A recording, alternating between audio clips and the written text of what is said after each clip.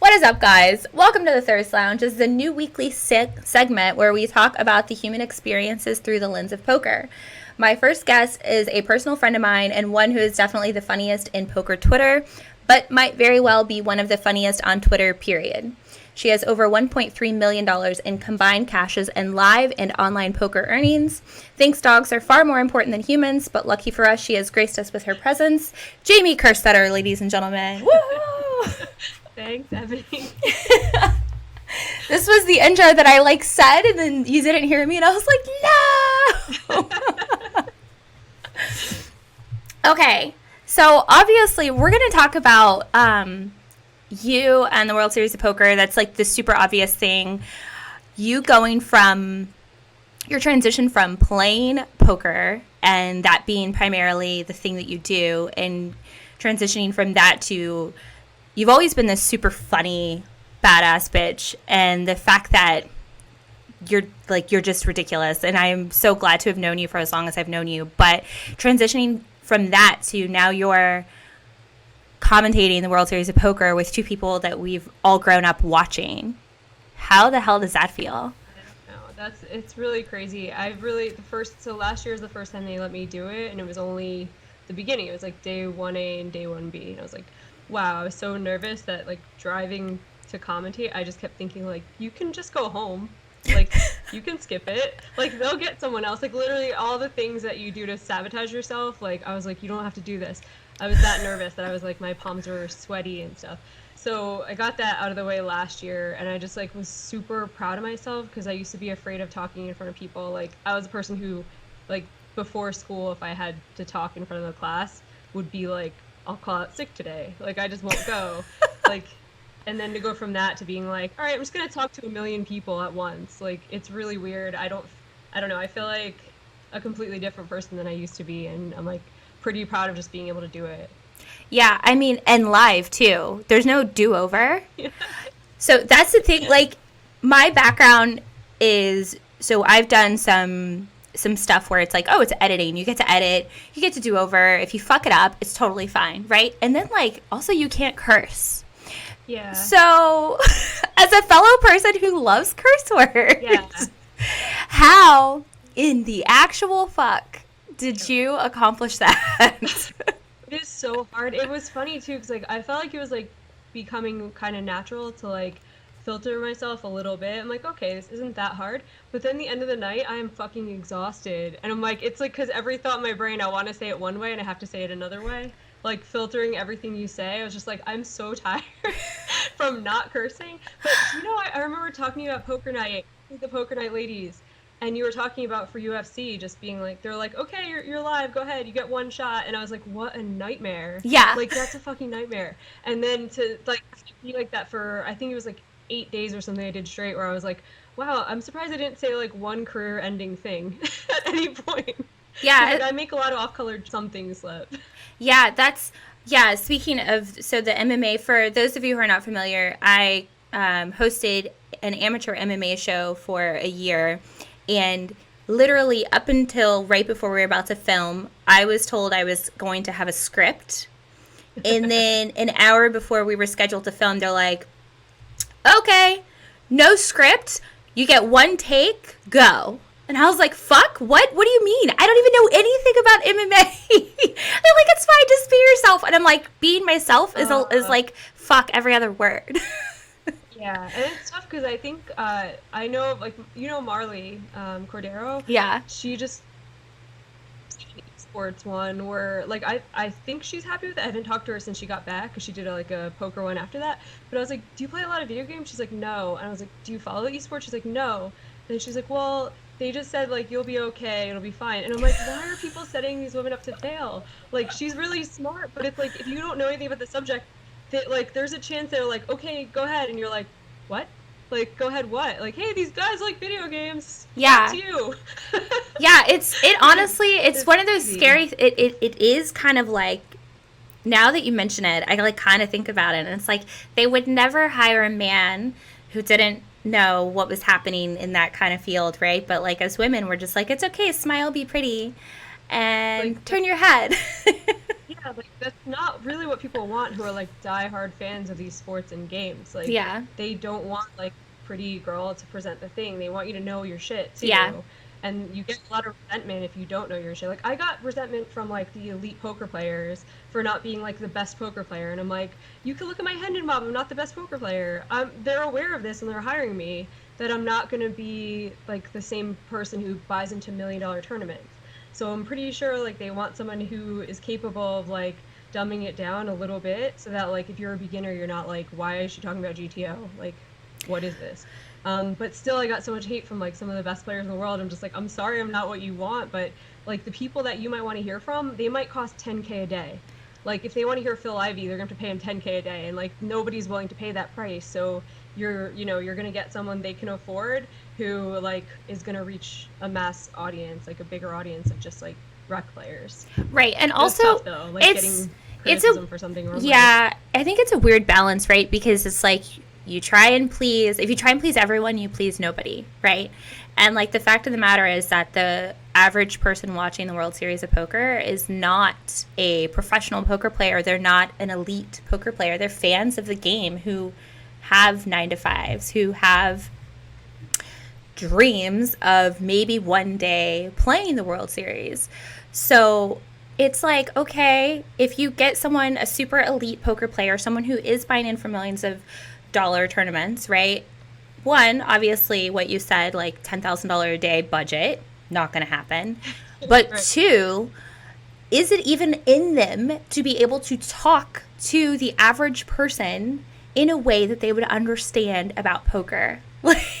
You know? Like maybe not. I don't know. Like we'll see. Like I've been studying for like the last month because I'm just like, I'm not going to put myself in that position again where like somebody who buys into $1 million tournaments can like ridicule me, because like there were a few people who were super mean. There were so many people who were super nice. Like, but it's funny when you like open social media, it's like I pay so much attention to the shitty people instead. Yeah. It's really hard to like focus on nice people. Because it is like I think that most women who get good jobs have that like imposter syndrome. Like, how did I get this? Yep. Maybe it's just because like I'm a girl and like whatever. So then you let the bad stuff in more, and like after the fact, it's so much later now, and I'm like really happy I did it. And I'm like really proud of myself. But like the days, like the second day of the final table, I was just like, ugh, I wish I didn't take this job. I'm like, I should have just said no. And then I'm like, who would they put next though? Like, I'm like, the next person gets flamed then. Like, that's kind of just, like we are just like, our community is great in so many ways, but the negativity is like, It's really I don't know, fucking, pretty it's rampant in brutal. poker. It's one of the few industries that I found like where people are not welcoming to new, and it's like our fucking industry literally relies on new blood coming in, and you professional poker players don't even realize how much of an asshole you're being, or you don't care. And either way, like, fuck you for that. It is really crazy. Like that was another thing that like talking to people who like were some of the nicer people who are like elite players were just like, no, like you were fun, it was entertaining and fun, and like no, like people, yeah, you're not gonna like teach a GTO player anything by like what you were talking about, but it's like that's not the goal. And what a point that was brought up that I thought was so funny is like, if you were the best fucking player in the world and you went and taught everyone like a bunch of GTO strategy and let everyone know the secrets, they'd hate you even more. Yeah, it's Like, a that's no-win probably- situation. Yeah. Not to mention, like, let's say that you spoke GTO and you try to literally give like legit play-by-play and the proper way to do things and every decision and the potential moves that people can make, right? When people talk about poker, most people don't even understand, like, there are some dealers, there are some players who, like, when they're doing just a bet, they're like, raise. Like, so it's like, people still don't understand the difference between raise and a bet and re-raise, right? The most basic poker language there is. So why do we expect them to now understand, like, top tier level information of things that are completely different language? Yeah, you don't want to make people feel lost. Like if someone loves poker and they're like, "Oh, I'm thinking about playing poker, whatever, like this is a game that I love and I enjoy this hobby." like the last thing you want to do is make them feel like they don't know shit. Like, wow, this game advanced so much that like I have no idea what I'm doing now. I'm like, that would be a nightmare. Like, I used to be a lawyer and like I watched it on TV and I loved Lon and Norm. I'm just like, they're cool and they're funny and like they make silly jokes and I feel like I know what's going on, because it wasn't just like, hey, let me just show you what this idiot is doing as a mistake on TV and whatever. And like, you know, that I think some people enjoy that kind of stream, but I was like, I wouldn't even want to play at a feature table if it was someone picking apart like every single thing that I do. Yeah. I don't know. It's tough. I'm like, I'm happy I did it. And like, it motivated me to study. And like, I kind of put poker on the back burner for a while. So I'm like, okay, these like idiots who like tap the tank with me. I'm like, I was a person who was like happy to be a fun player. I'm like, poker is cool. I'm like, yeah, if I make like, I'll make a little bit of money each year, but like, I do a lot of side things and it wasn't a big deal. And now I'm like, wow, they have me studying. If they have me studying, like what effect do they have on the regular, like, new poker players? Right. You know? Like, you know what I mean though? Like if someone got you to sit at home and like run a bunch of solvers, like they really got in there. They got in your head real bad, and like you're someone who just enjoys poker, I feel like. You're like, winning is fun. Like I'm definitely someone who like tries to win, but I wasn't like a nerd. Yeah. Yeah, for I sure. think they're doing it themselves any favors. Yeah, there's for sure like this, like you and I have both. When did you start playing? Like 12 years ago or something, but full time like 7. Okay. Something like that. So you and I both like started playing before like studying was a thing. Yeah. Like, natural ability was more of a thing like when I first started, for sure. yeah. And so for me, it was like I fell back in love with poker when a girlfriend of mine like just didn't, when she won and she got so excited, and she was like brand new to poker, and she Jory, yeah. Oh yeah, remember? Oh my god. Remember? Okay, so that was like, so guys, so Jory, shout out to Jory and Michael and their new baby Slade. Have you seen their baby? Yeah. Oh my god. I stalk on Instagram. So yeah, so you know Jory, we all stayed in their house, and oh boy. That was like, I feel like that was such a lifetime ago. Yeah. Oh my god. Okay. So actually, let's talk about your transition, right? So obviously, attorney. Have you run into, before poker, did you run into a lot of like the dog eat dog, like shark infested waters, the way that poker is? Like how a lot of the poker players are kind of like haters and shit on the newbies. Was it that kind of environment when you were practicing law?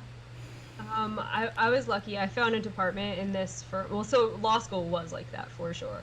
Law school, like the people who were trying to get, like it was graded on a curve. One person would get an A, and my class had like 100 people in it. I went to a top 10 law school, so all these kids were like the go-hards that you're just like, oh god. Like I thought I could just go there, study, and I'd be fine. And I'm like, oh shit, all these people are smart and they work really hard. Then I was like, oh, I'll just be a B student now. That's fine. That's basically what I did. I was like, I'm not going to ruin my life. Like, I graduated and got a good job anyway with a B average. I was like, I could have definitely busted my ass and, like, done, I don't know what I'd even do. I was like, I didn't want to be, sorry, I need my charger. I didn't want to be, like, a judge or something like that, so I didn't have to go try to get, like, A's. But that was, like, a super go-hard kind of world. But then I picked like a chill department in a law firm to work for, so I didn't have to deal with that. And what was that? Sorry. That's fine. Well, while you're plugging in your computer, guys, in the chat, you guys are feel free to ask any questions. So I'm gonna go through the comments real quick, just before they get. Let's see. Flo Junkie says God is always watching you. Because I said, is anybody watching? When I asked if anyone was watching. So Print says, good WSOP coverage. Let's see. Flo Junkie says, my dog says rough rough. Poker Pro, hi. The guys who play video games are way more scared of you. Ari 44, whatever your number is. Ebony and Jamie are gorgeous and good at poker. Thank you. I'll take it. Super good laugh. I enjoy her commentary. someone said about you. That's awesome. Hello, Momac, my grandma. And then Fat Train, who is our technical help for today. Shout out to my fellow Thirst Lounge team member for getting us set up, because we are technically illiterate. Yes. And yeah. So let's see. Someone said Bill should get Jamie on the Thirst Lounge. Guys, you have no idea. I tried so fucking hard. I like DM'd Jamie when a spot opened, and I was like, bitch, please get on. Can I show them why it's hard for me to ever leave the house? This is my little scared puppy and my messy room. First of all, I thought those jeans and that pillow was a person. Like, I'm glad I didn't wander in here like the middle of the night. Who puts their jeans on? Freak the fuck out. Oh my That's my God. dog wearing a Thunder shirt. Like, that was a main factor when I was thinking, I'm like, can I really leave for any amount of time? Like, he gets sad when I go play Cash for a day. Oh my God. I couldn't. Dude, like, my friends are like, you treat your dog better than I treat my kids. Yeah, you probably do. Especially when your kids get like a certain age. You're just like, oh, it's fine. You're fine. And having a dog is like having an infant always. Yeah. Especially this one. He's a pit bull. He was a rescue from a shelter, and he's like super sensitive. So like, it's thundering. I'd put his Thunder shirt on. He wants to be like glued to my side. I'm like, all right, dude. But, like, if I had plans tonight, they're canceled. Oh my God. Okay, so what was that like being away from him during the long haul of the main event? Oh man, like, coming home is so nice though, because that was like, I was super sensitive. I'm not used to that much criticism at once, like even the good kind. Like, I wasn't used to that much attention. I don't really like it. Like, once I'm like everyone else, like once in a while I'm like, oh, I'm lonely, I want attention. I'm like, not 10 days straight of attention. No Right. one wants that much attention.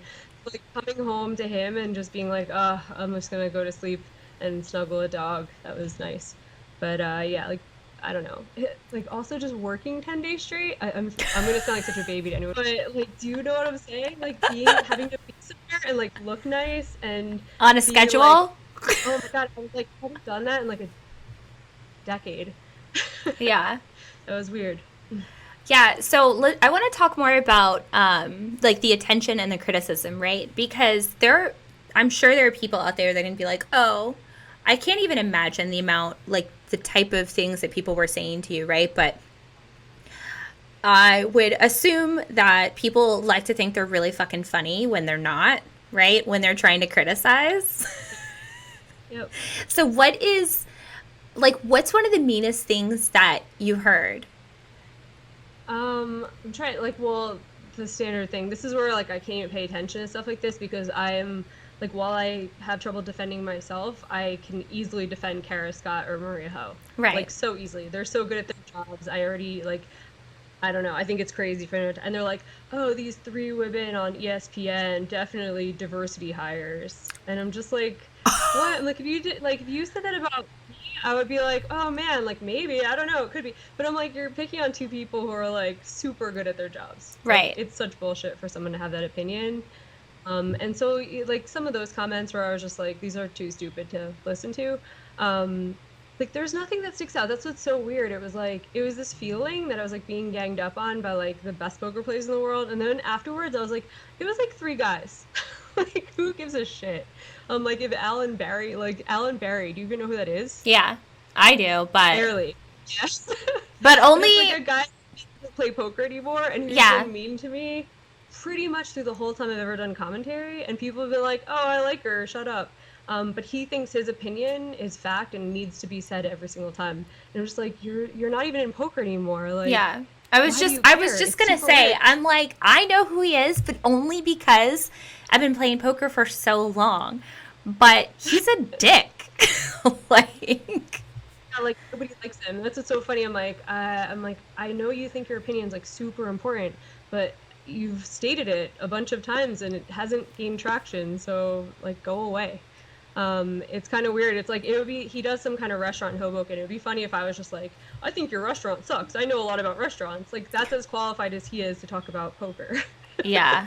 Oh my God. So things like that, like, dude, it's so strange to like pick up haters that are just like, that never go away, where I'm like, if you hate me, like, just don't fucking listen to me. It's so weird. I'm like, when I find someone pretty annoying, like, and I know I'm gonna annoy some people. Like, if you reach 1 million people, like, some people are gonna fucking hate. I'll be their least favorite commentator. It's just go. There are like a ton of different streams now, and when someone starts getting on my nerves, I just like watch something else. Like, Yeah. it happens a lot. PokerGo has a ton, Triton has a ton, whatever. And I see people like fixate on a person and be like, I hate this guy. Did you hear what he said? Did you watch the stream? And it's just like, if you hate him, just stop watching all his shit. Yeah. Like, it's so weird to me, like, to seek out someone who's gonna like raise your blood pressure enough to make angry weird. Yeah, I mean, I've gotten a ton of backlash. I mean, I remember, so when I first started getting any attention in poker, it was already, I've had the short blonde hair, right? And I remember when I was on Joey's podcast, like the first few times that I was on there, and I had been working out a lot, and I was in a lot of shape, and like people were like drawing pictures of me with like these giant muscles and like superimposing my face on like guys' bodies and stuff, and I was like, this is great. Like, I wasn't even bothered by it in the slightest because I felt so sexy, and I was like, suck it. Like, but Yeah. I do know that when I first started, I remember there's probably this fucking forum on 2+2 where I was like not being myself because I was trying to prove something. And you know, my ex at the time like knew all the dirt on all the people that were hating on me, so like I was like pulling up, like typing all this shit, and it was just like so unnecessary because I wasn't the type to throw stones. Like, I've always been just ignore it, right, rise above it, don't give them the attention because that's what they want. And now I'm at the point where I'm just responding with like, oh, okay, like you obviously need like more love and affection and like something, you're missing out on something. Yeah. And so, and I've realized that it's a lot heavier to care about what the haters think. Yeah. Than like people are saying, they're like, you don't need to feed the trolls. Yeah. So, I know. I feel like it's a very natural thing to go through that and get over it. Like, I feel like it'd be really hard to like come out and be like, the first criticism you face, you're just like, I don't even care. Like, I'm awesome. Like, that's so impossible. yeah, Like, the first time you go through it, I feel like you just have to like care a lot and then realize that that's just like stealing all your happiness and be like, these people don't matter. And like the thing that like strikes me is like, I responded to it really well. I'm studying. I'm like, what are you gonna say next year if I get that chance again? Like, what can you know, I'm sorry, like, I fixed the thing that you hated, find something else. Then they'll just be like, she's fat, you know, like, Yeah. they'll find something, but I won't care about that. Like, Yeah. that only I cared about it because I'm like, oh man, like, yeah, I really need to work on some things. That's why it hurt my feelings. If they're just like, her jokes suck, I'd be like, they don't, fuck you. You would like let it roll off your back if it's like. So I think that's kind of the thing, though. It's like, it only hurts if it like highlights something that you're actually insecure about. Yeah, but see, here's the difference. Like, you're taking it and you're using it as an opportunity to improve and to get better because you take pride, right? And you're not letting your ego dictate your decisions or your reactions, right? Like, the fact that you are like, okay, you know what? There's some truth in there. I need to improve my game. I need to work on it. But at the end of the day, it's like Nick Schulman said, like, people aren't watching the World Series of Poker to improve their game. Right. It's for entertainment. Yeah. That's why I think Lon and Norma are great, and I feel like getting a window into their world where I was like, wow, you guys just like take these like nasty tweets to heart sometimes, and I'm just like, dude, they're good at their jobs and they're hired to do exactly what they do. Yeah, they might not be your favorite. Like, maybe you want somebody who's gonna like teach you poker, but I'm like, I don't even want to learn poker. When I'm watching a stream, I usually am watching it for entertainment or because I know someone on it, I'm rooting for someone. There are endless videos, training videos. There's endless solvers you could use. There's like so much stuff to actually work on your game that like I don't expect, like, even Nick Schulman, he's my favorite. I don't expect him to teach me a ton of stuff while I'm watching the stream. Like, I like that he makes me laugh. That's why he's my favorite. Yeah. So it's kind of silly. Like, people just think that they should be like, I'm like, if you're like watching TV, how often do you watch TV? And like it doesn't make sense that that's what they're trying to watch the main for. Yeah. I think, like, obviously you're going to get some pieces of information that you're able to pick up or some spots that you're like, oh shit, like, I didn't realize like this is a thing.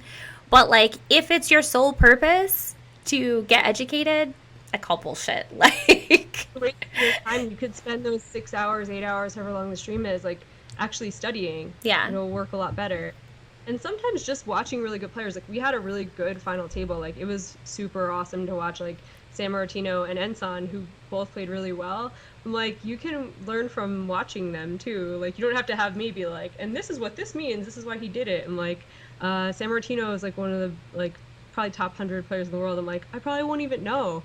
Like there's a handful of people who know exactly why he's doing what he's doing. And like, yeah, I don't know. People are nuts. That's the conclusion I came to after all this. Is I was just like, it gives you a better, like I have a better understanding of like how hard people's jobs are. Like if I was ever like, God, Norman Chad with your ex-wife jokes, I'm like, I feel bad because I'm like, he has a really hard job. Like he has notebooks full of material. Like they both try really hard, and people need to just like. Yeah. Did either one of them give you like some advice, some like real life advice, not just anything with poker, but is there anything that either one, maybe both of them, said? The whole thing, like it was a particularly hard week for them too, because like Nick posted about like being basically taken off of the coverage. Like he was supposed to be on break desk from what I understand, and like they got more backlash than they usually do, so like it was kind of just like a bad week to be in the booth.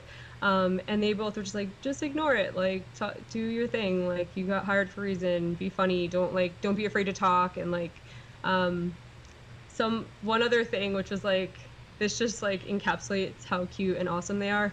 I went in the one day and I wasn't on the list of people to get makeup done, and like I needed the most. I don't know how to do makeup, and we were gonna be on TV, and I was like, fuck, like it's super scary for me anyway. I'm not a presenter. I have no like anything on camera, so I'm already like, geez, this is gonna be the worst day of my life.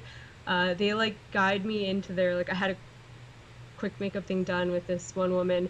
They guide me into their like super awesome makeup person, and they're like, hey, she has half an hour. They like push me in the booth, and like they go take care of the like meeting we were supposed to have. They're like, oh, she'll be right there, she's in makeup for too long or whatever. And it was just so funny that they cared for one thing, and that they were both like super fatherly, and they're like, we're not gonna like let her go out there looking bad. And then with the teleprompter, they were just like, Norm gave me like super good advice, where he's just like, literally go home and read your lines until like you can't possibly forget them, because he's like, you can think you know them, and then you'll be in front of the teleprompter and you'll just read it. Like I did the second day, I literally was just like reading back to you like a fucking statue. Like it was the worst thing ever. Like when I watched it on TV, I literally just like was sitting here like this can't be real. You're cringing. And like, yeah, it's so bad. But I'm like, of course it's gonna be bad. Like this is my first time doing this. It's awful.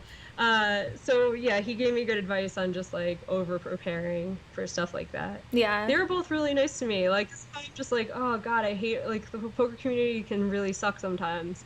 Or I'm like, do you know how much people are gonna miss them and like do something else? Yeah. Like they are synonymous with the World Series of Poker. Like I'll miss them. Yeah. So I have a funny story. So back in like, I don't know, maybe like 2008, 2007. I don't remember when. Maybe even, yeah, I don't know. Lon actually came down to Sarasota, Florida to play. It was this poker room called One-Eyed Jacks, and it was like a Gavin Smith Invitational. Ugh, rest in peace, Gavin. But I had to give Lon a ride home from the poker room to wherever he was staying, and it was Gavin and Lon. Could there be two more different human beings on the planet? And it was just like, Lon was so sweet. He was in the back seat like this, like leaning forward, talking to me and Gavin, and I was still like, this is when so it must have been like 2006, maybe even 2007, because I still had long hair, and I was so new. But I just remember thinking like he was so sweet, and I was like kind of like the chauffeur for the players and the staff, like the professionals that they had flown in, and so I was helping the poker room out. And I just remember thinking like he was just so sweet and like really polite. Yeah. Just like a throwback. Like I don't think they make men like Lon anymore. Yeah. He's a really nice person. Like this is where like when I read the comments, I'm like, like it just hurts me. I want to like filter their Twitter so they don't see any mean comments. Like, it's like these people should not have to deal with this bullshit. Oh my God. All right. So let's talk about like the bullshit that you've had to deal with just away from poker. Like, right. So now you commentating has created like these new opportunities for bullshit, right? So I sound like so negative. I'm like, I love these jobs. I have so much fun. That's just the side effect. That's the only drawback. Like, yeah. I think it's really cool to do this job and like the opportunities. That's the only drawback. But it's funny because that's like what's in the front of my brain. Because I'm just like, oh, let's bitch about something. Yeah, you know what I like to think about it, right, is I look at it like this. I'm like, I know one thing. You either love me or you hate me. I know that for sure, right? And if people don't hate you, they don't remember you. If they don't love you, they don't remember you. So when I get hate, I'm like, bring it on. Like, yes, because now that means like you're fucking talking about me. You can't help yourself. You're going to bed thinking about me. You're fucking welcome. Like, you know. So I'm not quite there yet with the. Well, now you've got some like incentive, half glass full. You're like, you know what? Yeah, suck it, bitches. Yeah. Like, but I just wonder, like, especially as a woman in a male-dominated field, like, what areas in your life have you had to kind of like fight more than you would like to? Oh man, that's a good question. I'm trying to think, cause like. I feel like that was like more towards the beginning of my career. Like lately I've just been going with the flow. Like I've been all right, negotiating, that's something that like is new and that I hate. Really? Like any contract, hate it, super hate it. I was a lawyer, I picked the one thing that wasn't contentious. I was doing wills and trusts. Like that's the type of person I am. I like when people get along. I like when two people leave a negotiation both being like, we're so happy, like we're friends. That's what I want, and that's like so impossible. Like it really is, because it's like if I ever have that feeling of like everyone's happy, it means like I didn't really negotiate very hard. Right. In general, have you felt like that? You seem different. Like you're more just like sure of yourself. You're like, this is my worth. This is what I want. For me, I'm like, oh man, I just really am happy to have this job. I don't really deserve it. Like, I should really just accept whatever. And I like look at a contract and I'm like, sure. And then later I'm just like, oh man, like there's a reason women get paid less on average. Is we want to get along. We don't want to. Yes, we don't want to ruffle any feathers, and we're just so grateful to have the job. And I've been there, and unfortunately for like Thirst Lounge and Bill, when it came time to like negotiate our contract, I was like, not gonna happen. Like, and I was like, I came out as like this. They were like, I told the team, I was like, look, no, they're trying to fuck us. Like, we gotta fix it, you know? And they weren't trying to fuck us, but like, I was like, guys, like, Bill's a businessman. Like, he's good. You're there at the wrong place at the wrong time. Yeah. Ready to take a stand. And I was like, I'm not gonna take it, guys. Like, we can't lay down and like take this, right? And like, nothing was outrageous, but I had like just found my voice and I was so excited to use it, you know? So like, I totally get that, like, because I feel like that's kind of like the thing that men don't even realize that women but go through. Like, it's our existence, it's our reality, is that we just like kind of accept things and we're the caretakers. And I don't know. Yeah, I can't. So like when you negotiated your contracts, like did you do any negotiations? Like you were just like, no, it's fine. I was already I'm hanging on by a thread. I was like, what are 50 other commentators? Like, do they all have food poisoning or something? Like, why am I getting this job?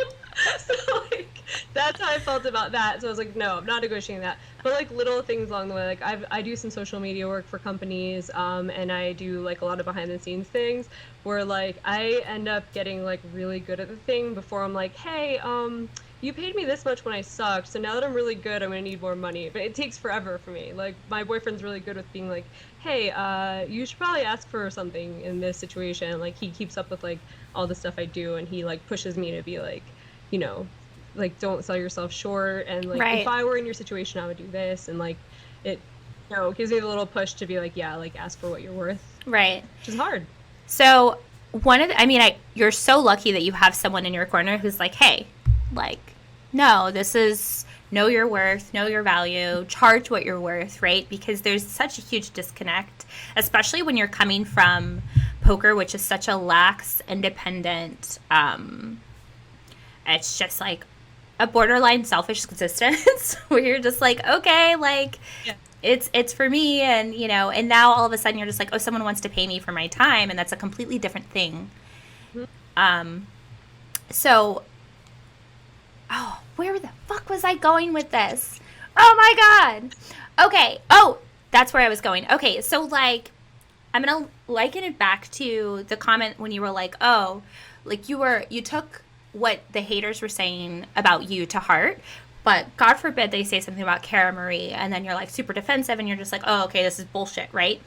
Yeah. Isn't there something to be said about how we talk to ourselves and how we accept more bullshit from ourselves that we would never allow for people that we care about? Like the self-talk that we give to ourselves, like the negative self-talk and the doubt and the fear and all of this like worthlessness. We would never accept that for someone that we care about. So like, why do we accept that for ourselves? Yeah. It's weird. It's been like a motivating thing for me my whole life. Like I played a ton of sports, and like one of them I played soccer and I ran track at Rutgers, and like that was a thing. It was a consistent theme, was like, I'm not doing enough, I'm not good enough, I'm not trying hard enough, and like that's what motivated me to get up. Like I'd do extra sessions and I'd do extra mileage and whatever. So like it always worked. That's what's like hard to change, because it was like the negative self-talk like made me not complacent. So then now I kind of have that with everything, where it's just like, it's not a happy way to live your life though. It's like, yeah, you'll become a machine, you're gonna get really good at stuff, Right. but like if you're never happy with what you're doing, you always think you suck. Like who wants to like think like that with everything they do? Like there's certain things I accept that I'm good at, like some of the little gigs I've picked up along the way, like helping people with social media and stuff. I'm like, I'm good at this, like I have no problem doing that. Then other things though, I'm like, I just see people better than me. Like with poker, I'm just like, oh, there are people who are like, would talk to me about poker and be like, oh my god, I'm not even playing the same game as this girl, Right. you know, like they're so far and above that like I feel like but then with poker, like you'll never feel happy with it. That's like what's hard with the game. It's like if you studied 10 hours a day, you still might be like, but Justin Bonomo has 45 million in earnings, and he like, you know, like he never messes up. Like there's always going to be something where you're not feeling like you're enough in poker. So it's like, it's kind of weird. But I get what you're saying, and I'm like, I don't know how to like strive for something without the negativity that's behind it. I don't know. Yeah, I think it's that comparison syndrome, right? Like if you're constantly comparing like where you're at and where you'd like to be to like the people that, I don't know, like this, it's that the self-worth, the deserving, like, do I deserve this? I haven't worked hard enough and all of this stuff. And then if you aren't confident with where you're at in the type of, like for you, like, I know, let me ask you, are you really good at telling jokes? Are you really funny? Like, no one can take that away from you, right? Yeah. That's up. But then even that, where I'm like, oh, it's one of those things, if you acknowledge it, you're like not going to be like, it's so weird. You know, like there are certain things where it's like, because I helped write a show. Tony Dunst and I like wrote a show, and we were trying to shop it around, and it was like really cool. But I was like, oh no, now that I'm like trying really hard at this thing, like now it's real instead of just this thing. I'm like, oh, you're naturally good at this thing. Now I'm like, fuck, I'm like trying hard. I'm like editing and rewriting every single line. I'm like it's scary to take something that is like a fun little hobby and then try to like make money off it and then get rejected. Like things like that where I'm like, I don't know. It's so much easier if we took different like hard ways to live our lives. You realize that? Like if I was a lawyer, I would just be like making like 600K a year at this point, and I'd be like so sure I was doing the right thing with my life, because I'd have like a mansion and whatever. I'd have my own thirst lounge, you know. Bill, But, you hear like, that? this She's harder she's way, coming like, for your you have to job. yeah. It's harder this way, where you have to like constantly analyze like if you're doing the right thing with your life. Like you have to make sure you're making money, you have to make sure you're like making yourself happy, that you're building towards something. Where I think a lot of people mindlessly just like, and like eventually raise families and stuff like that, and you don't just constantly call into question if you're doing the right thing. Like that's kind of where I'm at with poker, where I'm like, man, it's like it's definitely a kind of life where you like examine everything you do, and like Yeah, but probably have the like you are now doing cool shit that you would never be doing if you were like a secretary or something. Yeah, I mean, so for me, I look at like everything that you just said because I agree with it 100%. Like, we did choose a way of life that makes you confront the decisions that you're making, right? And like, it's feast or famine, and you see the effects of the decisions that we make that compound exponentially. Like, we see it every day, you know.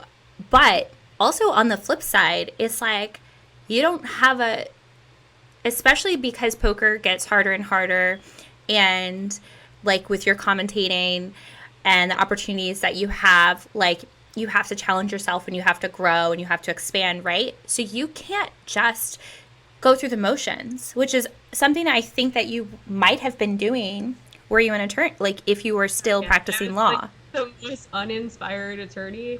Like, I wrote wills, like, you don't have to be inspired, you just have to be like accurate. That was it. Like, every day I was doing the same thing. Like, literally, what an existence. You don't have to be inspired, you just have to be accurate. That's fuck.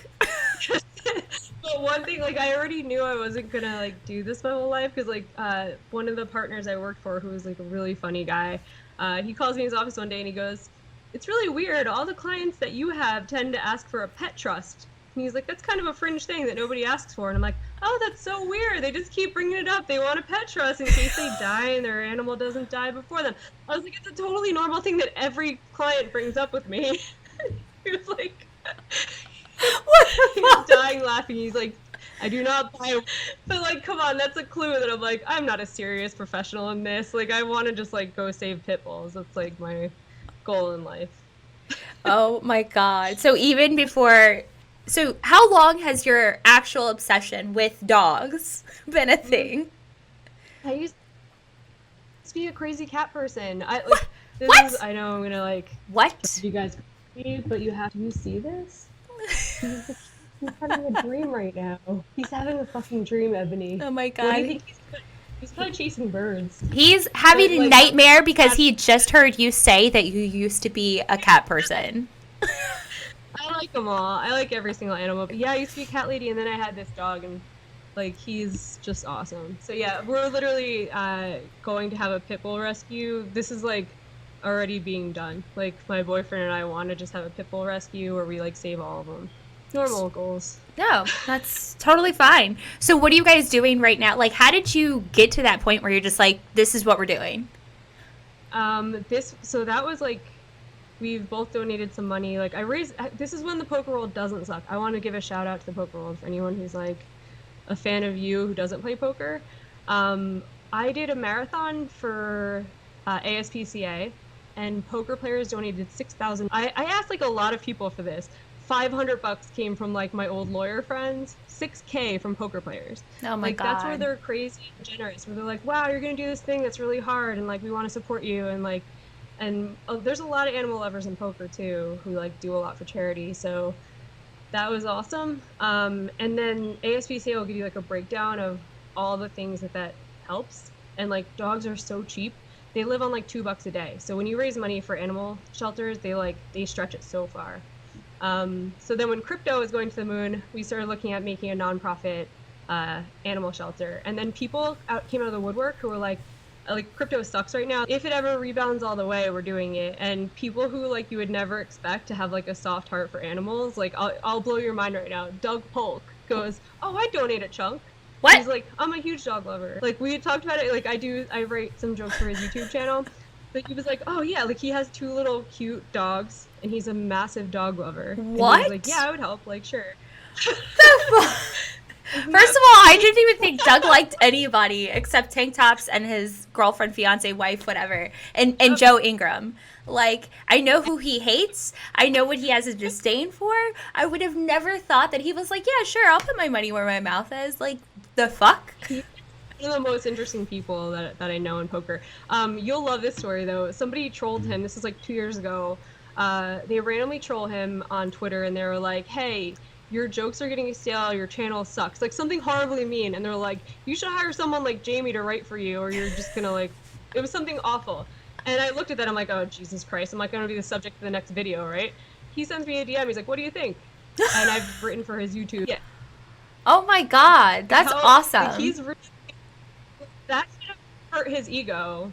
And instead he was just like, oh, good idea, cool, thanks, bro. Yeah, I've heard. So, like, Joey and I are really close, and so like he's like he loves Doug. Obviously, they have like some crazy bromance going on, right? Yeah. But he's always just like, and I'm like, I don't have a problem with Doug. I love how he like takes a stance on like fucking like the more rake shit, like I love that. Absolutely love that.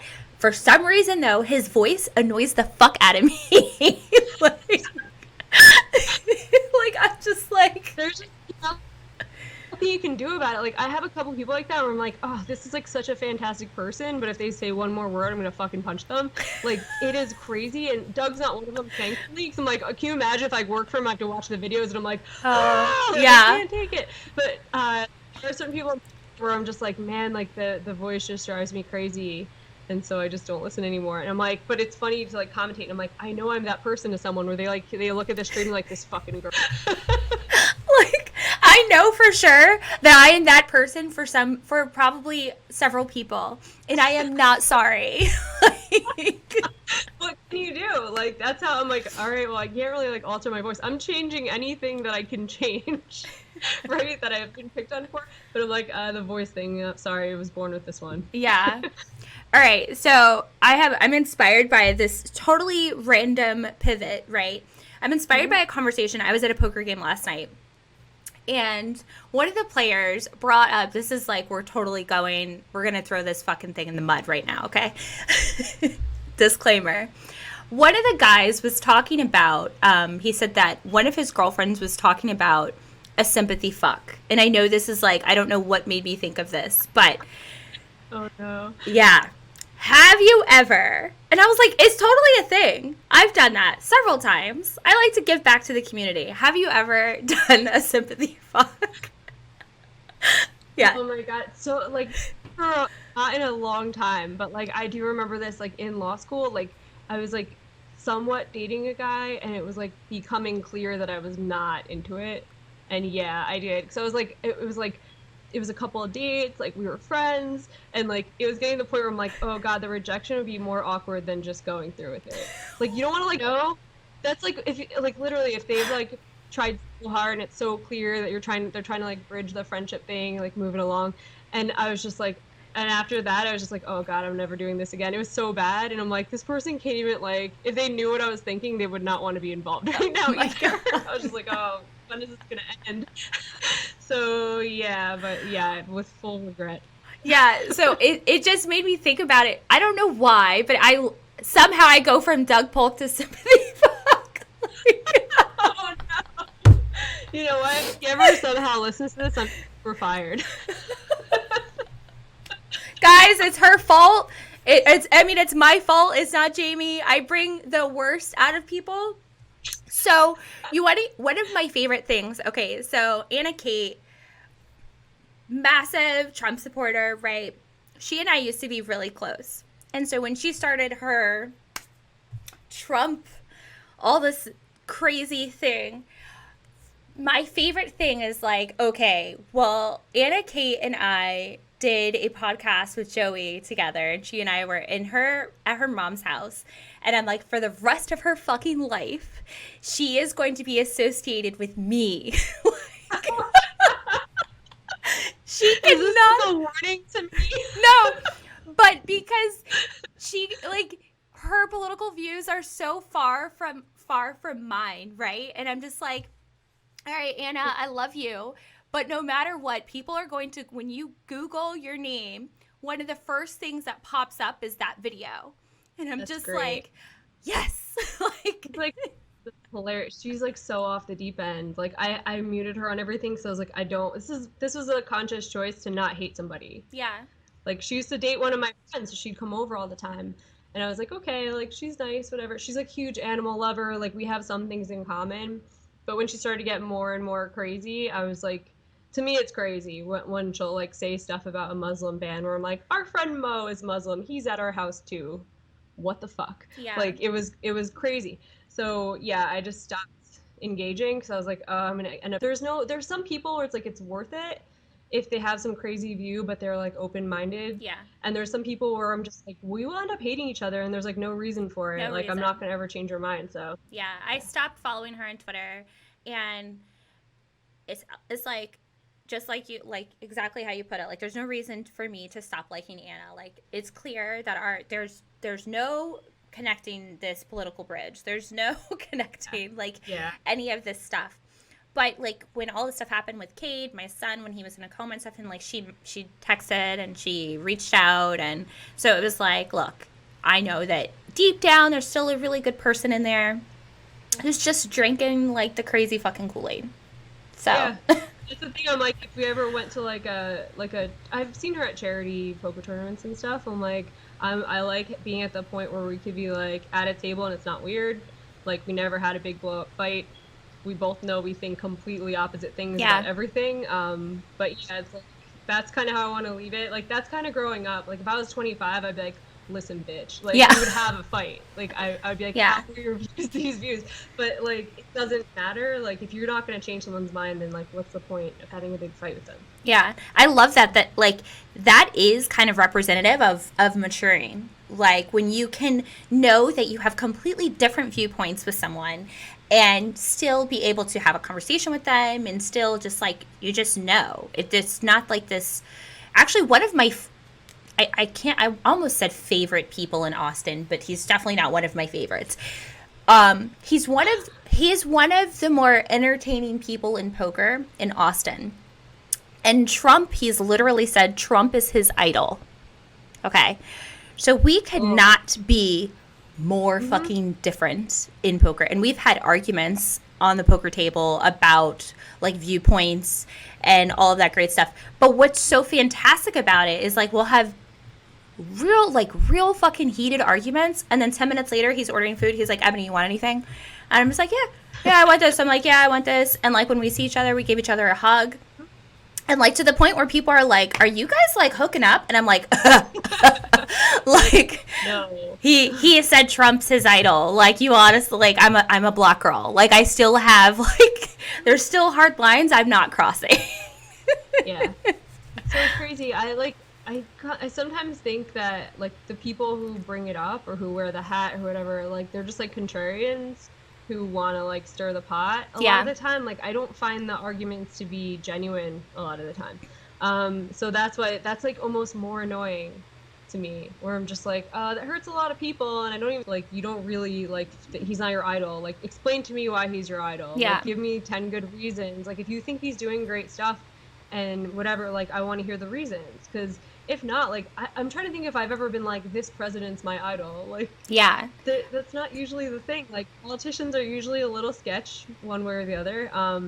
And like, it's hard to say that, but it's like, to be like definitively this person's my idol. I'm like, why? Because it makes other people mad. Yeah, I always go into things like this where I'm like, I want to be mind blown. I want you to change my mind. Like, I want you to tell me why you think this person is a good person. I really, like, I'm not going in being like, oh, I want you to prove me right.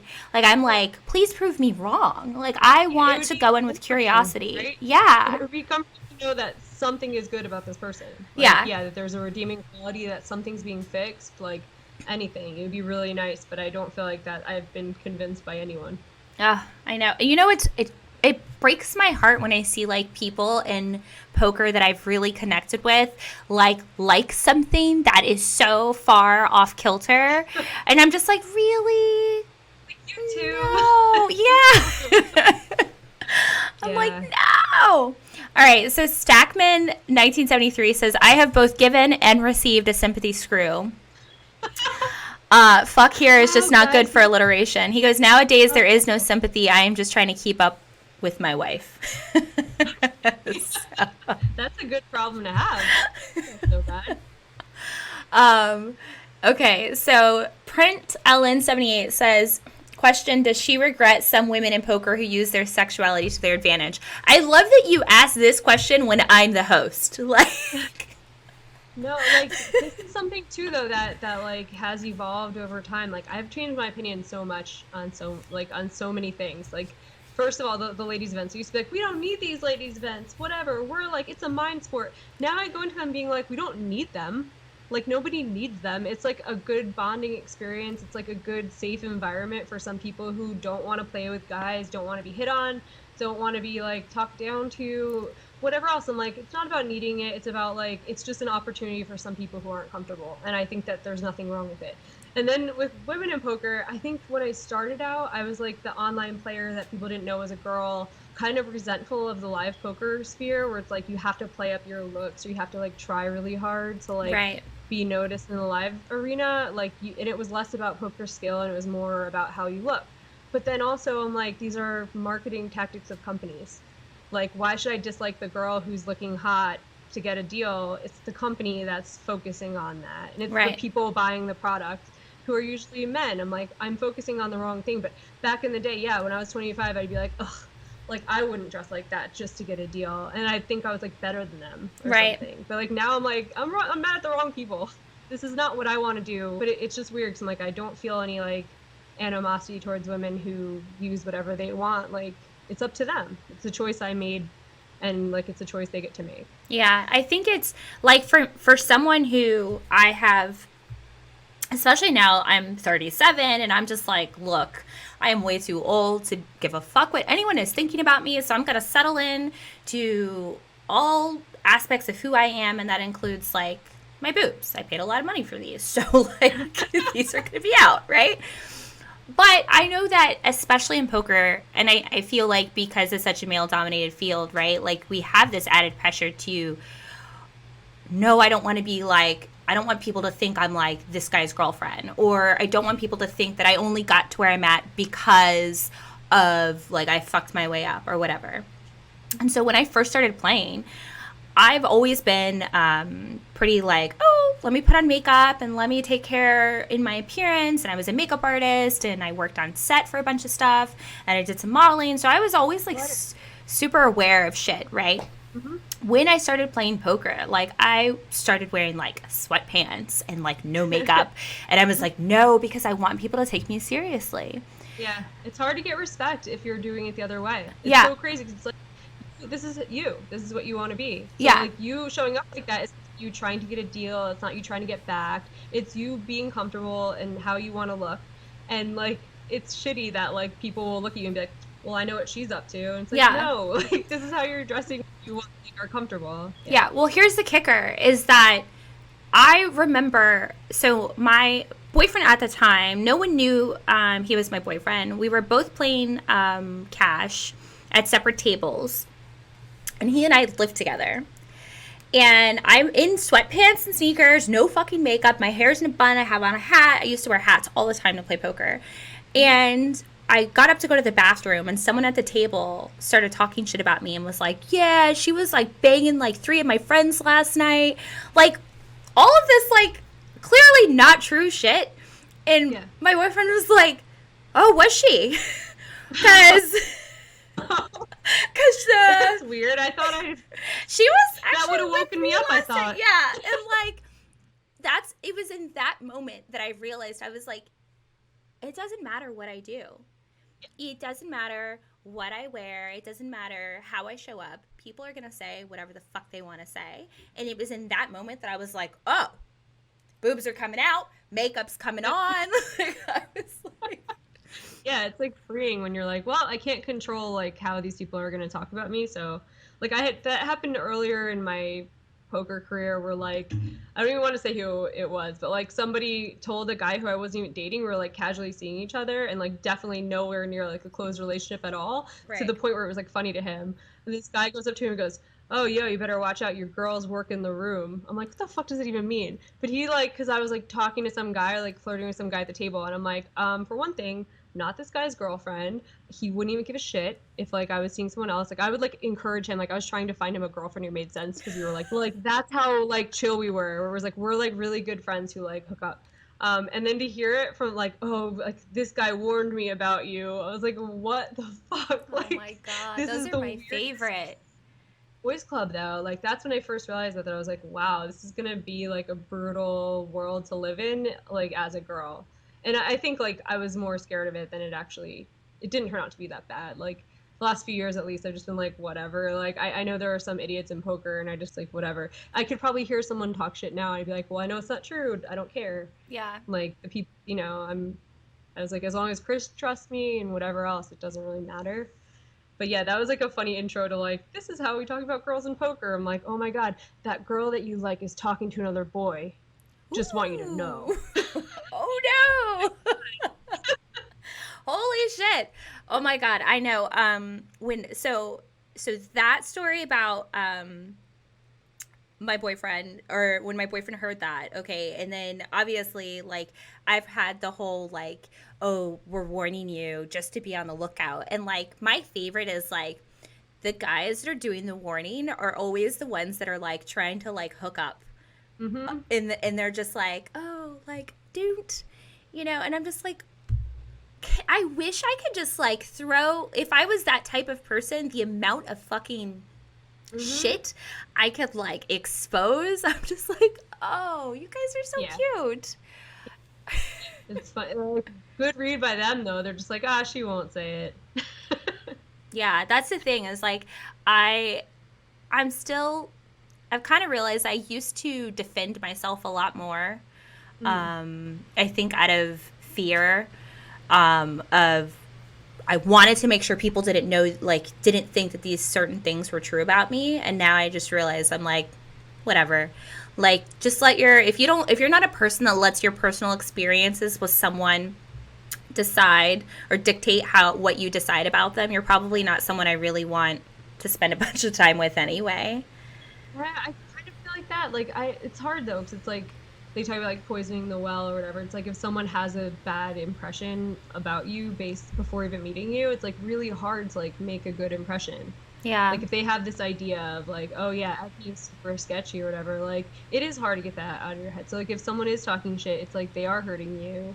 But I see what you're saying, but like sometimes you only get one interaction with somebody, right? So like they already think you're like something, and then you might have 5 minutes at a table with them, and it's like someone else, like that could definitely happen. Yeah, I've actually had that happen before, where people they let other people's experiences with me dictate how they're going to treat me.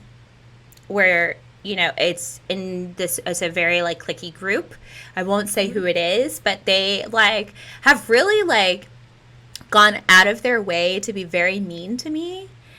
With little to no personal experience with me. And I'm just like, how heavy of a burden that must be to like be so mean to someone you don't know. I don't understand. Yeah, it's very childish too. And I'm like, I could almost like pinpoint who you're talking about, I bet. But a couple of those little like clicks in poker are just like, they are like a little like, I don't know, it doesn't remind me of grown-ups. So. It's still high school. So, all right. So what are your, obviously Pitbull rescue, but now that you are doing commentating, and obviously if you need contract negotiation help next year, I will redline the shit out of your contract and get you what you're worth. So actually just CC me on all of your emails from now on, and we will get that done. But now that you've made your way into commentating, and I can't even say like made your way, like you crashed through. I love it so much. Like you're just like out of nowhere, and all of a sudden you're just like, hey, we went from like 0 to 100 like so quick. Yeah, I've probably done like 50 streams, but they all have been chill. Like I do some WPTs and stuff, but they're usually like not that, like this was just like, hey, you're used to like 5,000 people watching you, this is gonna be 1 million, good luck. So it's like I've done the job a lot of times, but like nothing that was like this high stakes where I was like, oh my god, like this is the kind of thing where like I can embarrass everyone I know, my whole entire family, with like one F word. And you're blackballed forever. Yeah, like going for I just did a bunch of Run It Up streams. Like Jason Somerville is awesome, his company. Like you should definitely come hang out the next time you're in Vegas. They do like Tuesday and Thursday home games, like 2, 5, 5, 10, like sit and goes, like it's so centered on fun. Oh, and that was like such a palate cleanser after the ESPN thing and after WSOP, and where everyone was just like commenting on like everything. This was like, hey, I'm commenting on a stream in Sydney, Australia, where like the people watching it are Aussies. They're nice. There's like no bullshit, and it was like super low stakes, where it was like, hey, they're just happy the stream went well. They had a couple thousand viewers at all times, and like we were like chatting with the Twitch chat, and it was like the complete opposite. I'm like, oh man, it's nice to be able to like get jobs like that now, where you're like in demand for stuff like that. Where I'm like, this is more chill. This is like more my thing, and if I'm gonna like work on getting better at this, like I want it to be in an environment like that where like people are like kind to you instead of whatever. Oh, you want all like rainbows and unicorns and bubbles. Well, who doesn't want that for their job though? Like, Yeah. like imagine if every commentary job was like that, where it's like every day you get a report card on if you fucking suck or not. Like that would suck, man. I wouldn't like enjoy that existence. I'm definitely not like striving to be in the public eye every day. Right. That's what I was going to ask you. Like, I don't. That's exactly where I was going with it. It's like, where do you want to go with, like, what are your goals with commentating? And, or is it just like, hey, I just still want to be me and like play a little poker, maybe do some commentating, rescue a bunch of dogs? So after, this is so funny. So I haven't cared about like studying poker for a while. I kept thinking I was going to do writing and I was going to do a bunch of other things. So in the last like month, I started caring a lot about poker because I was like, fuck these people who are mean to me. I'm just going to get really good. Like there's no gatekeeping for that. Like you can just get good. Yeah. You can study a lot. Like you're smart. You can study. And I ended up like winning a bunch of money online. I won like 3 tournaments this month, and I'm like, oh, that's a cool side effect. Like getting better at poker so that I can talk about poker, make me actually good at poker. I'm like, wow. So this is pretty cool, and it's like fun because I can't play every single day. I have other stuff going on, like I have a lot of commentary coming up. But then the times I do get to play, I'm like super amped up to play poker. Yeah. Where I'm like, when I was just playing poker, I was a miserable person. I wasn't good enough to be like, oh, I'm crushing every day and like what a fun life and whatever. I was the type that's like, I can't really take days off because I'm making like a few $100 a day. Like when I played cash, I was like, I'm playing 2-5 and 5-10. You don't get rich doing that, so you can't really take a ton of time off. Yeah. Like, no one's paying you for your vacation time. What's kind of cool now is that like some money is coming from commentary and like some money's coming from these like writing gigs and whatever. And then like poker is a thing where I'm like, I enjoy it now. I can play a few days a week and it's like actually fun. And then I'm like, whoa, if I actually start winning a bunch too, like what a life.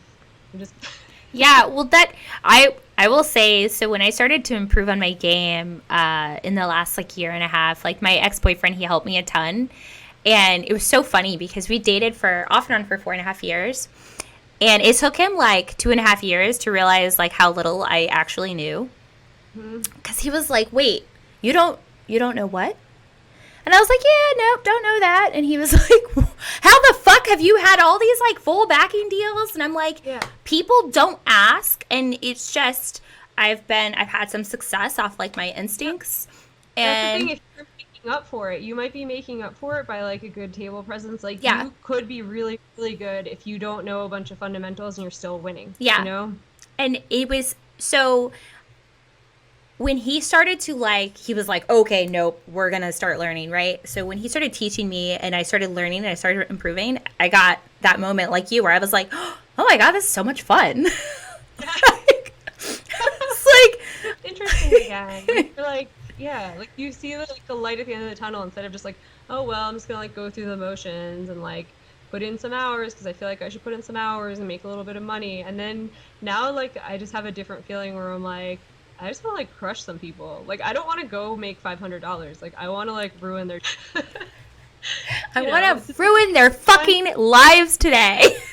Yeah, slightly different mindset than before. Yeah. So any major goals in the next year for you? Obviously, other than winning way more than $500 in a day.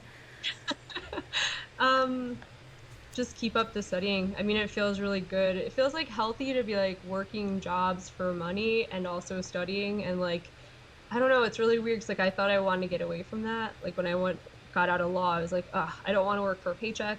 I want to like do this cool poker thing. It's so sexy and fun and there's vacations and whatever. And then now I'm like, oh, like having a mix is like way better. Like having roots at home, like having a stable relationship, having a dog, like having stuff around Vegas, like all the jobs tend to like be around here. it feels really good. It's like I'm rooted somewhere. Yeah. Where, like, I'm not just this crazy person who's like running around. So like my goal will just be to keep doing a bunch of these jobs, keep improving, and like the rewards will just be like I'm gonna go to Best Bet Jacksonville and play their 5K. That's like the next big trip I'm gonna take.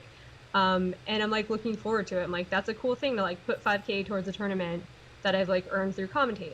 Like, Yeah. I feel like that's so much more reasonable than what I used to do. Like, okay, sell a bunch and like hope that, Yeah. like I was always on putting money into tournaments where it's like, God, the variance is so much, and like these people are getting so much better too, that like, why was I even investing in those? I should have just been at home playing cash. Like, Yeah. Oh my it didn't make any God.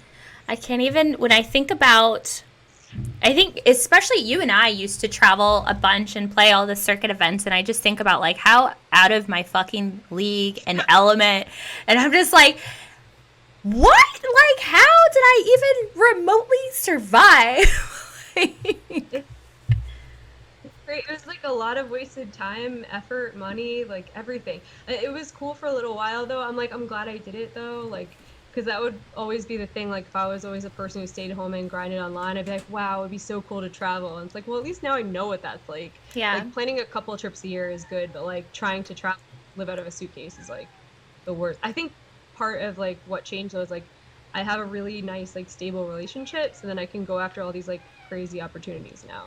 So Yeah. like that tends to be how I am. Like when I had a really stable job, I had a crazy boyfriend. And so like that's sort of what my life is like now, where I'm like stability at home and then like go after all these jobs, open myself up to a ton of criticism, like try really hard stuff, and like I don't know, that's like enjoyable.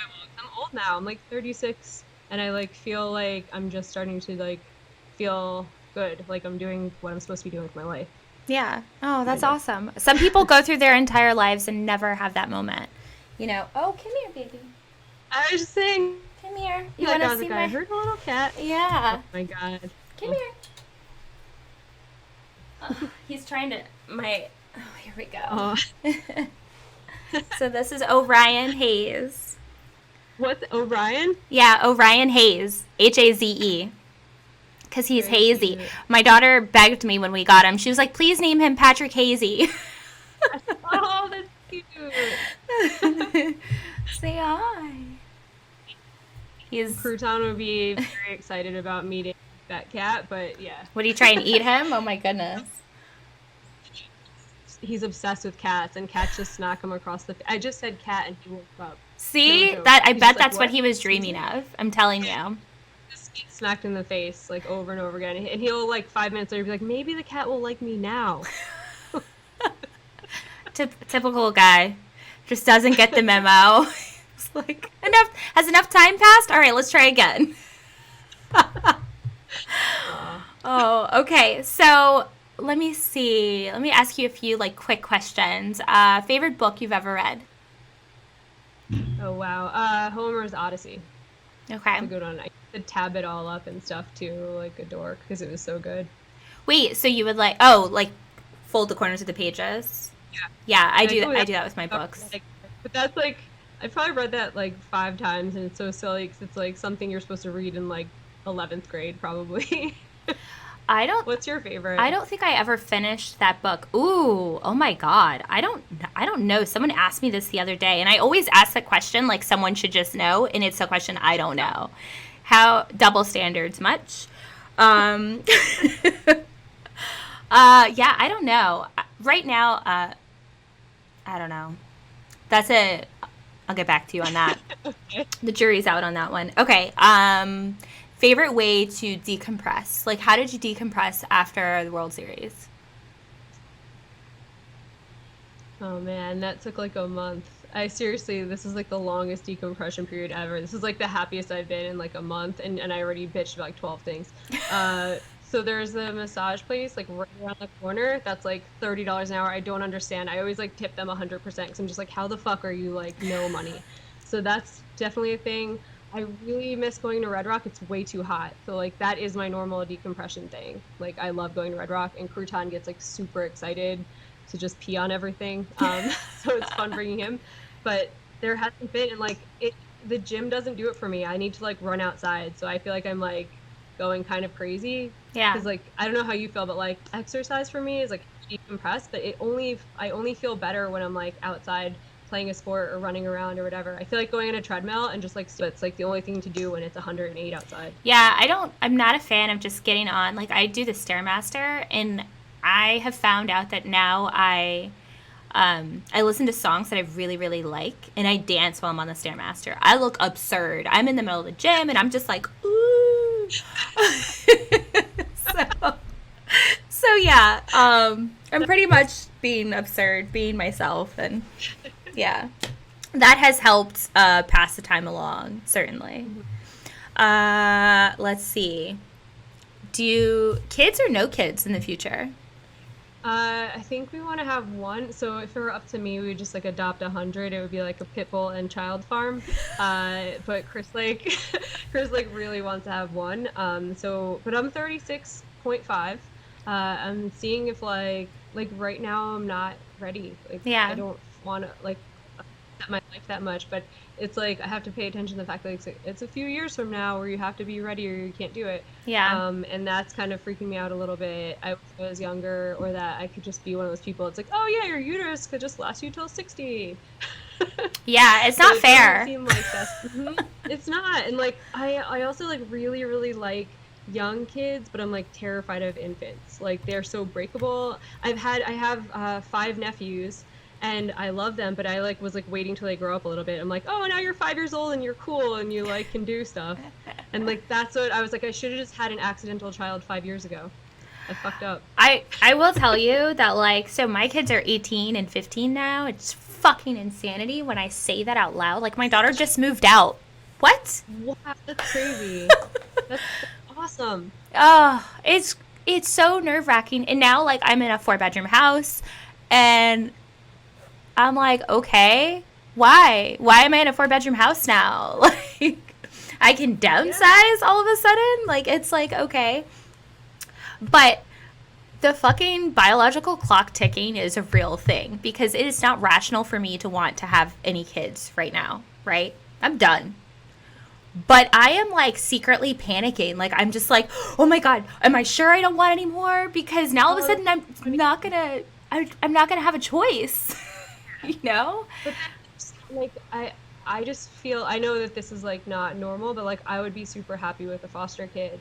Like I would be super happy adopting a kid, fostering a kid. Like one of my friends did something awesome. Her name's Sarah Wash. She adopted a kid who was like 16, and just for the last 2 years had custody and got this girl who was like way on the wrong path. And this girl got into Penn State and like didn't end up sleeping at her boyfriend's house every day. Like she got a lot healthier. She was like cooking her food and stuff, and that is so rewarding and so awesome to do that. Yeah.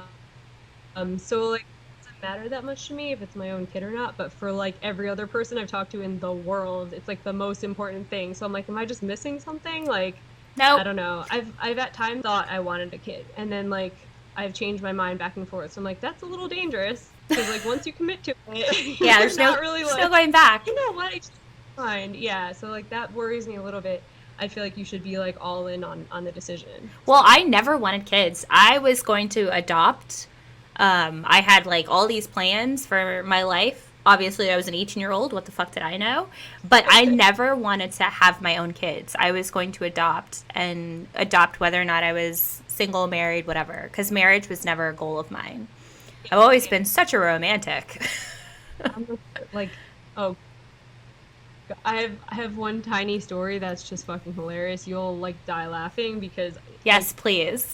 Here, I'll just tell it. Anyway, at 2-5 at Aria, there's this guy who's pretty weird. Nice guy, but always just like will corner you and talk and talk and talk, and it's just like, okay. So he's sitting and talking, asking me all these questions about random shit. Then he goes into like, so are you in a relationship? And I'm like, oh Jesus, here it comes. So I was like, yeah. And he's like, for how long?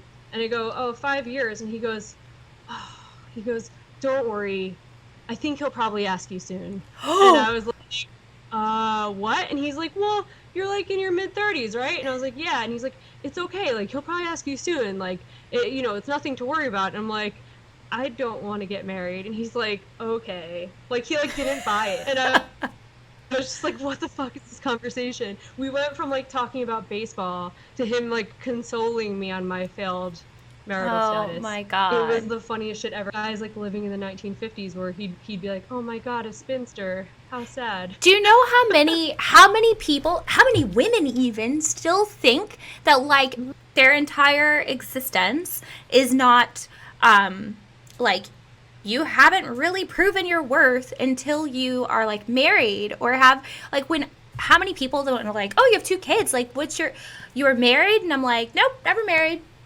And they're like, what? Why not? I'm like, oh, I was engaged once. I've been proposed to probably 6 or 7 times.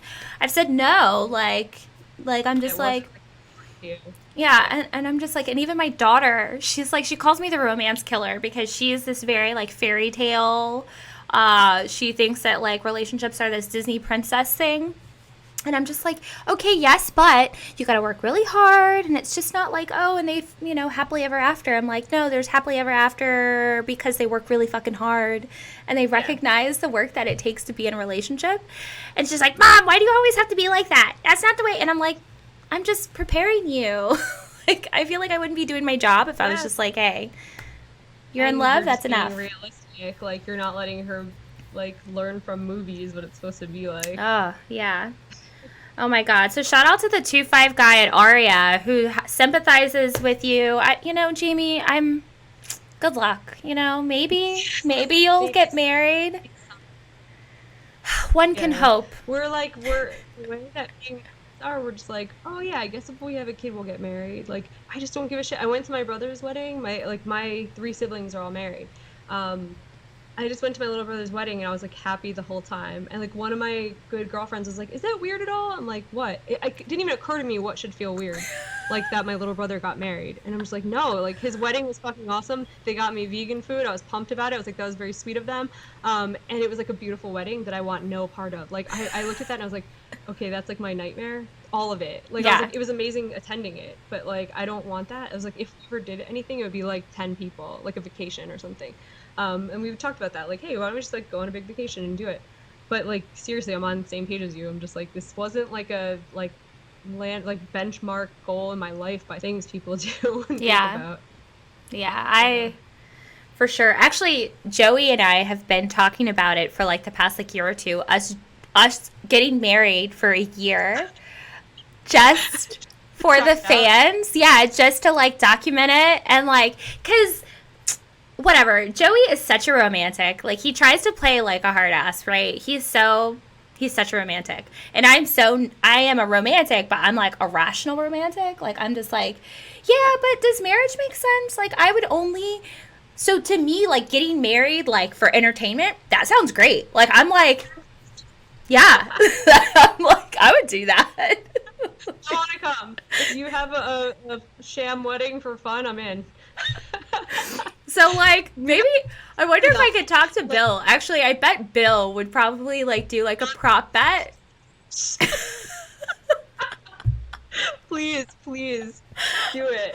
I think I'm gonna talk to Bill about it. Like, I wonder, like, how much Joey, especially because Joey is, like, because my son, he still has to be kind of, like, play uncle, not stepdad, but, like, uncle, And so, like, for Joey, that's a whole nother thing of, like, responsibility that he's just like, nah. Yeah, I could not imagine him being, like, a stepdad.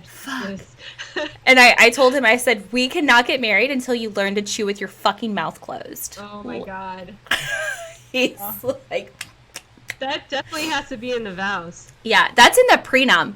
Like, if you chew with your mouth open, like, you pay me a settlement.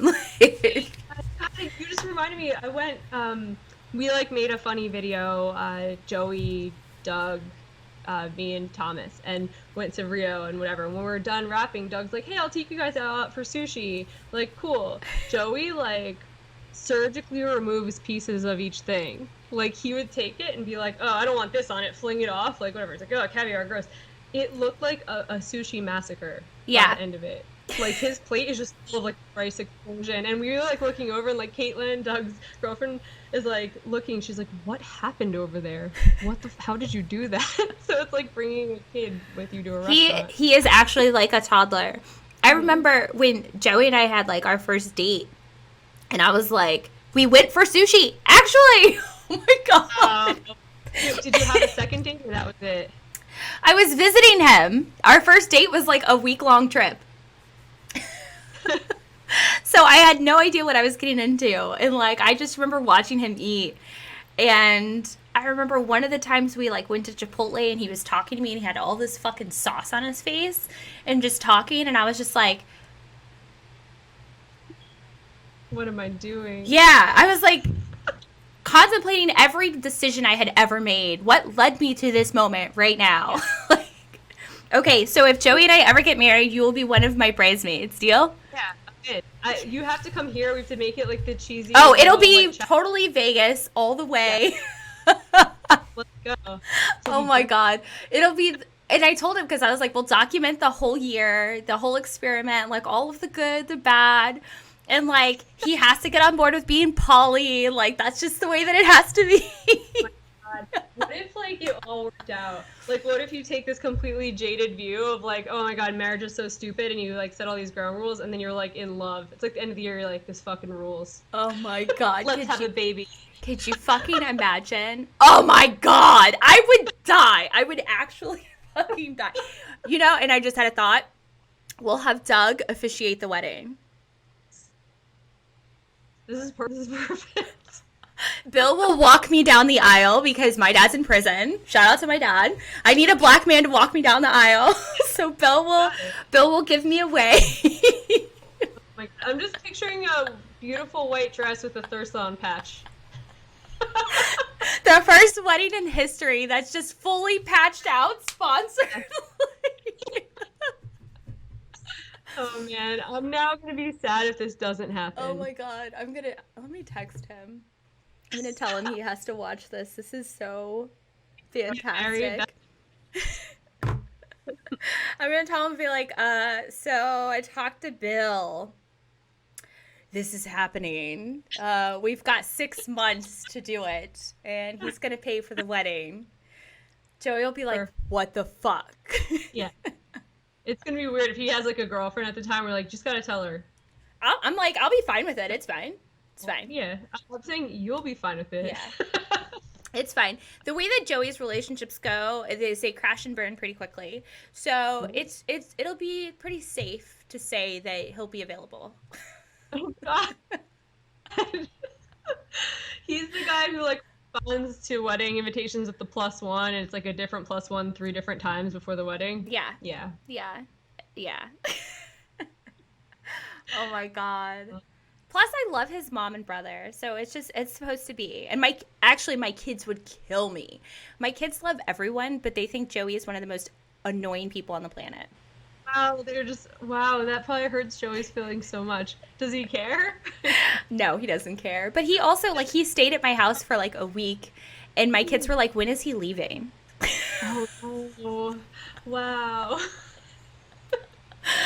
Oh, my God. Yeah, but he's great. He's one of my favorite people. So, all right, Poppy, future husband, love you. Okay, so this is what we're doing.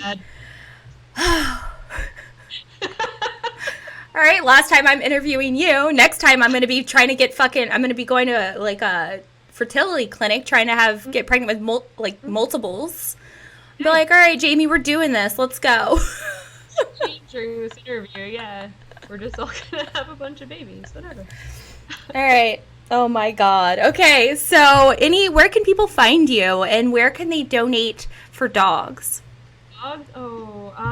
Okay, you can find me at Jamie Kerstetter on Twitter. I'm at Jamie Likes Dogs on Instagram. Hold your head up high for this one. Come on. I think one of the better organizations is ASPCA. They're like proven, but a new-ish one is called Sergeant Pepper's Friends, which is like awesome. They go to Aruba. They have a rescue in Aruba, and they take in the street dogs because people are like really mean to dogs there. Mm-hmm. And they get their vet bills taken care of, and they send them to the U.S. or wherever. So that's a good one. It's called Sergeant Pepper's Friends. Donate some dollars. Awesome. Yay! This was fun. Thank you so much. I can't wait for today. We're going, wait till we go dress shopping. We're going to be on Say Yes to the Dress. We're doing the whole fucking 9. I'm gonna text Bill right now as soon as I'm done and be like, how much for me and Joey to get married and document it for a year? I'm kind of in on it. He's gonna put a solid offer out. I'm excited.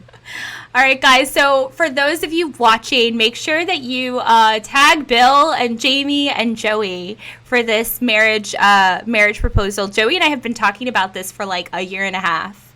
Like we're both like, anytime he gets mushy, like he'll text me and he'll be like, "We should just do it." And I'm like, okay. So yeah, I like it. All right. Thank you so much for doing this with me. This was like the best first interview for Thirst Lunge ever. Like cathartic too. I got to talk a bunch of shit. Yeah. I feel a lot better now. Yay, good. I'm glad to contribute to your decompression post WSOP. And also fuck the haters, dude. Yeah. Or just don't fuck the haters. Actually, yeah. Don't fuck the haters. Don't even think about them. This is great. Yeah. All right, guys. We are going to be out. So I will see you guys next week with another special guest. I'm not going to tell you guys until next week, but it's someone who is almost as awesome as Jamie and very exciting. So, Jamie, thank you so much. You are the fucking best. And I'm calling you to plan my wedding. All right. Bye. Bill Perkins gave aspiring poker players a chance to run his channel for a full year.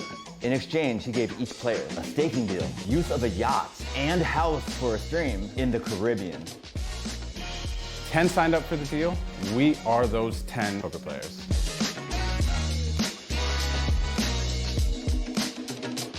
Will some go big, or will some go bust? Will we grow as poker players, or switch to new ventures? Will we love island life or get island fever? Will we become best friends or create new rivalries? Is love in the air?